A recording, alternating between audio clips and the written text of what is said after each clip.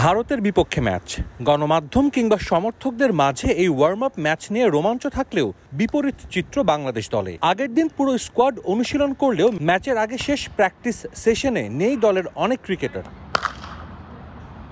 আগের দিন চোট পাওয়ায় ছিলেন না মাহমুদুল্লাহ। অফ ফর্মে থাকা লিটন সাকিব হোটেলে বসেই পার করেছেন সময়। ভারতের বিপক্ষে ম্যাচটা দিয়ে শ্রীলঙ্কা ম্যাচের রণকৌশল সাজাবে টাইগার টিম ম্যানেজমেন্ট। দলের অনেকের জন্যই এটা হতে যাচ্ছে শেষ একটা সুযোগ। ভারত ম্যাচে ভালো করতে না পারলে অন্তত পরের দুই ম্যাচের পরিকল্পনায় তারা থাকবেন না, তা বলাই যায়। লিটন দাসকে সুযোগ করে দিতে যুক্তরাষ্ট্রের বিপক্ষে সিরিজের শেষ টি-20-তে বাদ দেয়া হয় জাকের আলী অনিককে। লিটন আরও একবার সুযোগ পেতে যাচ্ছেন ভারতের বিপক্ষে। টিম ইন্ডিয়ার বিপক্ষে অতীত পরিসংখ্যান কথা বলছে এই ওপেনারের পক্ষে। যদিও নাসাউ স্টেডিয়ামে হয়তো ওপেনিংয়ে দেখা যাবে না লিটনকে। আগের ম্যাচে উদ্বোধনীতে সেঞ্চুরি পার্টনারশিপ করা সৌম্য তানজিদেরই ভারতের বিপক্ষে ইনিংস সূচনা করার জোর সম্ভাবনা।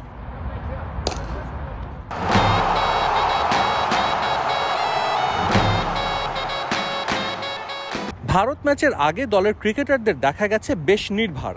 আগের দিন পেসাররা বল হাতে অনুশীলন না করলেও এদিন মোস্তাফিজ, শরীফুল, তানজিম সাকিবরা দীর্ঘ সময় নেটে বোলিং করেছেন।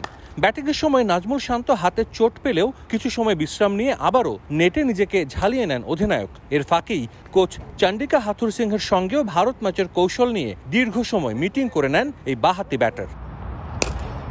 ম্যাচের আগে অনুশীলন করেছে টিম ইন্ডিয়াও। দলের সঙ্গে নিউ ইয়র্কে যোগ দিলেও এদিন প্র্যাকটিসে আসেননি বিরাট কোহলি, যদিও দলের অন্যরা ঝালিয়ে নিয়েছে নিজেদের।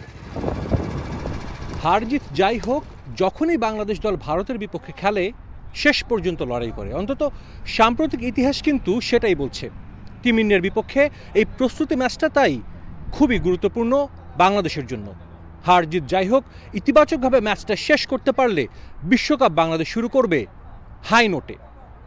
নিউ ইয়র্ক থেকে সাজিদ মুস্তাহিদ, সময় সংবাদ, যুক্তরাষ্ট্র।